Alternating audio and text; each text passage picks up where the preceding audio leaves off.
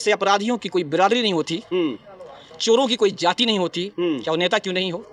हत्यारों का कोई जाति बिरादरी नहीं होता, खून के प्यासों का और मौत के सौदागरों का कोई जाति नहीं होता है। ठीक उसी तरीके से किसी भी स्कॉलर का कोई बिरादरी नहीं होता, कोई जाति नहीं होता, होता है ना, वो दलित होता है, ना मुसलमान होता है, ना हिंदू होता है, ना क्रिश्चियन, ना ईसाई, कुछ नहीं होता है। वह स्कॉलर है तो स्कॉलर है। अलीगढ़ के कांग्रेस एक सोच का नाम है और कांग्रेस हमेशा आकर लड़ती है। जब भी उसके सोच को कोई कबूल कर लेता है तो उसके साथ लड़ता है। कांग्रेस इस बार भी चुनाव के लिए लड़ी थी। अगर आप किसी और पार्टी में रहते हो और कांग्रेस की नीतियों से आप सहमत हो जाते हो तो आप बाहर के कहाँ कांग्रेस ही हो जाते हो। तो बात सही है, कांग्रेस चुनाव के सामने वाला कोई भी अमुक पार्टी राजनीतिक दल और कांग्रेस की विचारधारा को अगर स्वीकार करती है तो कांग्रेस कहती है कि तुम और हम तो एक ही हो गए, चलो। बताइए, कुछ लोग ने मोहम्मद सिकंदर आजम हैं और बिहार के निवासी हैं और बहुत अच्छी शख्सियत हैं, बड़ी शख्सियत भी मैं कहूँगा, और बिहार के वाल्मीकि नगर लोकसभा क्षेत्र में बहुत ज़्यादा एक्टिव हैं। आज हम इनसे जानने की कोशिश करेंगे। सर, आज जो अंबेडकर साहब की जयंती आप लोग मना रहे हैं, बीजेपी भी बड़ा दावा करती है कि हम ज़्यादा अच्छे समर्थक हैं उनके, कांग्रेस ने तो उनको धोखा दिया है। बीजेपी क्या करती है सारा देश जानता है जी। बीजेपी के पास एक विजन है। विजन यह है कि हमें सत्ता तक पहुंचना है जी। सत्ता तक पहुंचने के लिए कुछ भी कर सकती है। सत्ता में तो अब नहीं, सत्ता में कुछ भी कर सकती है। उसके कई नेताओं से मेरी बातचीत है जी। मिलते हैं हम लोग, पूछते हैं कि भाई क्या हो रहा है ये जी। बोलते खान साहब पता नहीं आपको, राजनीति ये करना पड़ता है। इसी को ध्यान में रखते हुए उन्होंने कई सारी काम करते हैं, उस पर जाना मकसद नहीं। आप पट्टी खोल रहे हैं आप तो बीजेपी का। बाबा साहब भीमराव अम्बेडकर की आपने बात कही, एक सोच का नाम है। जब आदमी उदास होने लगे, मायूस होने लगे तो बाबा साहब की कुर्बानियों और त्याग, उनके जीवन जो यापन जो रहा है, जो जीवन शैली रही है, उसका 5% भी अगर आत्मसात कर ले, अगर उसको समझने लगे तो एक कठिन से कठिन परिस्थिति को भी सहल कर सकता है। चलिए हम बिहार पे आते हैं। बिहार में ये बात सही है कि वहाँ नदियाँ जो है इतनी ज़्यादा हैं, इतना ज़्यादा पानी है कि उसका जो है यूज करे तो बिहार सिर्फ पानी से ही जो है इंडिया में, भारत में सुपर पावर, सुपर स्टेट बन सकता है। तो कन्हैया ने अगर ऐसा कुछ कह दिया तो क्या गलत किया? कन्हैया कुमार एक स्कॉलर हैं जी।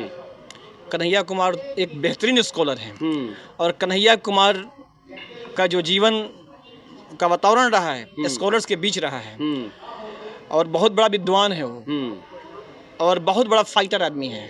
2015-14 में जो रथ यात्रा इनकी थी, कामयाबी की, नरेंद्र मोदी जी की, उसको पहली बार कन्हैया कुमार ने अपने हाथों से उसके नकेल को कस के पकड़ के गिरा के दिखा दिया था। याद जाना पड़ेगा आपको, 10 साल पहले।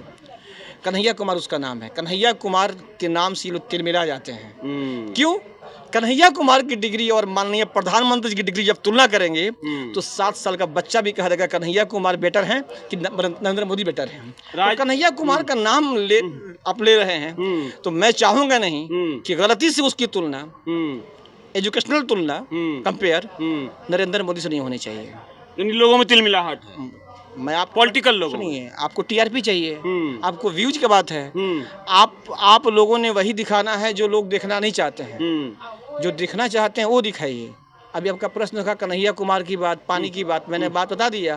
कन्हैया कुमार एक स्कॉलर है और बेहतरीन है, हमारे राहुल गांधी की आंखों तारा है वो। मैं समझ रहा हूँ आपकी बात। राजनीतिक विश्लेषकों का मानना है कि एक तरफ सवर्णों में कन्हैया और पिछड़ी जाति में पप्पू यादव और एससी समाज से आपने राजेश राम को ला करके ट्रम्प इक्का चलने की कोशिश की। इस तरीके से अपराधियों की कोई बिरादरी नहीं होती, चोरों की कोई जाति नहीं होती, चाहे वो नेता क्यों नहीं हो। हत्यारों का कोई जाति बिरादरी नहीं होता, खून के प्यासों का और मौत के सौदागरों का कोई जाति नहीं होता है। ठीक उसी तरीके से किसी भी स्कॉलर का कोई बिरादरी नहीं होता, कोई जाति नहीं होता, ना स्वर्ण होता है, ना वो दलित होता है, ना मुसलमान होता है, ना हिंदू होता है, ना क्रिश्चियन, ना ईसाई, कुछ नहीं होता है। वह स्कॉलर है तो स्कॉलर है। अलीगढ़ के अब ठाकुर साहब जो अपने लीडर आए हुए हैं, उन्होंने कहा कि इस बार कांग्रेस अकेले लड़ेगी, बिहार में क्षमता है, आप लोगों में इतना डेवलप किए हैं। कांग्रेस एक सोच का नाम है और कांग्रेस हमेशा आकर लड़ती है। जब भी उसके सोच को कोई कबूल कर लेता है तो उसके साथ लड़ता है। कांग्रेस इस बार भी चुनाव के लिए लड़ी थी। अगर आप किसी और पार्टी में रहते हो और कांग्रेस की नीतियों से आप सहमत हो जाते हो तो आप बाहर के कहाँ कांग्रेस ही हो जाते हो। तो बात उन्होंने सही कहा, कांग्रेस चुनाव अकेले लड़ती है। कांग्रेस कभी भी दूसरे के सामने वाले की विचारधारा को अपना के नहीं लड़ती है। सामने वाला कोई भी अमुक पार्टी राजनीतिक दल और कांग्रेस की विचारधारा को अगर स्वीकार करती है तो कांग्रेस कहती है कि तुम और हम तो एक ही हो गए, चल लो। ये बताइए, कुछ लोगों का कहना है जो राजनीतिक जानकार हैं कि आप लोग 70 सीटें मनमानी चाहते हैं आरजेडी से, सिर्फ इसीलिए कर रहे हैं, अकेले लड़ेंगे नहीं, सिर्फ ये प्रेशर पॉलिटिक्स है। क्योंकि कुछ लोग क्या चाहते हैं नहीं कहते हैं, वो मसला अलग है। कांग्रेस एक राजनीतिक दल है, वो एनजीओ नहीं है। और एनजीओ मान भी जाए अच्छा काम करती है, उसका पास सबका सेवा, सबका अपना काम करना है। जब राजनीतिक दल को जो चुनाव का समय आएगा तो उसको सारी सेवाओं को साइड में करके अपनी एक उसकी अपनी नीति है जो उसके नेता निर्धारित करते हैं, उसके साथ चलना पड़ता है। कौन क्या कहता है कौन क्या नहीं, उसका मतलब नहीं है। मैं जहाँ 70 क्या 170 पर लड़ना चाहे तो उसका अधिकार है, 60 पर लड़ना चाहे उसका अपना अधिकार है, उसको थोड़ी सी। ग्रास रूट पर आप लोगों ने इतना मजबूती किया है कि छोटे मोटे पार्टियों से गठबंधन कर सके। देखिए, ग्रास रूट पर मतलब कि क्या, उससे क्या समझा जाए कि अगर आपने लड़ ही लिया अकेले चुनाव तो अभी तो इतना आपका कैडर मजबूत नहीं है, इतने सालों से। कांग्रेस की कैडर को मालूम है कितना कैडर है उसका? कांग्रेस की कैडर से ज़्यादा कैडर को हिंदुस्तान में कहीं है ही नहीं है। बिहार की बात करूँ, बिहार की बात मैं कर रहा हूँ, हर जगह कैडर है उसका, हर जगह उसके लोग हैं।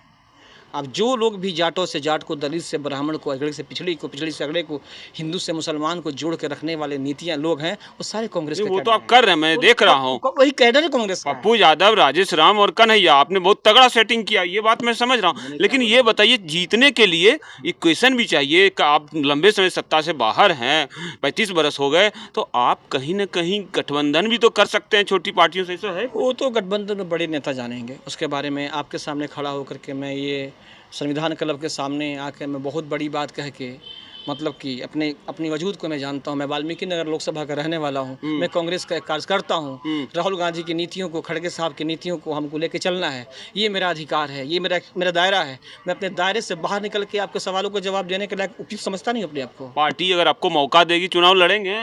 पार्टी हमें तो कह दे कि तुम समुद्र में कूद जाओ, मुझे विश्वास है उसके ऊपर, कह दे आग के दरिया में कूद जाओ, हम तैयार हैं उसके लिए। चुनाव लड़ना तो बहुत छोटी सी बात हो गई।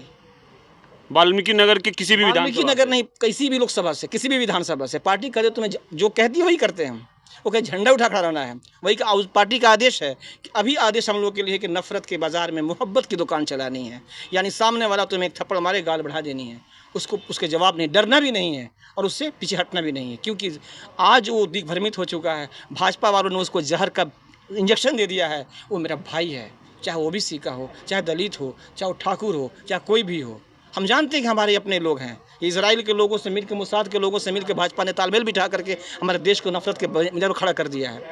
तो हमारी तो एक ही नीति, हमारे नेताओं का कहना कि नफरत के बाजार में मोहब्बत की दुकान खोलना, और हम कार्यकर्ता हैं तो वही काम करेंगे। अंतिम सवाल, सीपीआई, सीपीआईएम, भाकपा माले और प्रशांत किशोर, इन लोगों का कुछ सॉफ्ट कॉर्नर दिख रहा है आपकी तरफ? प्रशांत किशोर से बड़ा लोकतंत्र का दुश्मन नहीं मिलेगा आपको इस दुनिया में। जब भी तारीख लिखी जाएगी, इतिहास लिखा जाएगा, आने वाले 100 साल बाद जो पढ़ेंगे लोग, तो कितना खूबसूरत तरीक़ा से देश में लोकतांत्रिक ढांचे को तहस नहस करने के लिए, यहाँ तक कि लोग सामाजिकता समरसता ख़त्म करने के लिए वो एक कॉन्सेप्ट क्रिएट किए प्रशांत किशोर जी कि एक बन जाओ तुम, क्या बन जाओ? जमशेद खान। एक बन जाओ जुनेद खान, दूसरा बन जाओ अजय मिश्रा, और आपस में गाली दो, मुस्लिम मतदाताओं को रिझाने में। सुनो ना, आपस में गाली दो और सोचने समझने शक्ति खो। नौजवानों को ब्लॉक स्तर पे जाके जो लड़के टीचर बनना चाहिए, जिनको अफसर बनना चाहिए, उनको 2000 5000 हालात से मजबूर बच्चों को 10-20 हज़ार रुपये दे करके तुम चुनावी रणनीतिकार का नाम, झूठा नाम, फ्रेबी नाम दे करके, टेंट लगा करके एक यूनिवर्सिटी बनाने का आंदोलन शुरू नहीं किया उन्होंने। पलायन रोको इंडस्ट्री के लिए बात नहीं किया। कैसे उनकी तथाकथित जो पार्टी अभी आई है बिहार प्रेमी, उसको कैसे मजबूत किया जाए, हाँ, उसको मजबूत करने के लिए उन्होंने जो कार्य किया, क्या कहिएगा, वही क्या नाम बोले उसका, प्रशांत किशोर। हाँ, वही प्रशांत किशोर पांडे है। वही प्रशांत किशोर है जो नरेंद्र मोदी के खिलाफ जो बच्चों का पर, जो कुपोषित बच्चों के ऊपर रिपोर्ट बना कर देना था, वो रिपोर्ट बना के देने के बजाय उसने महिमा गाना शुरू कर दिया। एआईएम एमआईएम जो है 5-6 सीटें लाई। मैं राजनीतिक कांग्रेस पार्टी का मैं कार्यकर्ता हूँ, मैं राजनीतिक विश्लेषक नहीं हूँ। यानी कुल मिलाकर अकेले लड़ना चाहेंगे? मैं राजनीतिक बता दिया, मैं राजनीतिक विशेषज्ञ नहीं हूँ, मैं कांग्रेस पार्टी की कार्यकर्ता हूँ। मेरी पार्टी ने हमें क्या जिम्मेदारी दी है, क्या कार्य दिया है, उसको निर्वाह तो करना। आपने देखा मजबूत कार्यकर्ता हैं कांग्रेस के, वाल्मीकि नगर से साफ कह रहे हैं कि कांग्रेस अकेले भी लड़ सकती है, अकेले लड़ेगी। और अभी ये प्रेशर पॉलिटिक्स है तेजस्वी यादव को झुकाने के लिए, मनमाफिक सीटें लेने के लिए, या सच में आगे अकेले लड़ेगी, आने वाले 1-2 महीनों में ये क्लियर हो जाए।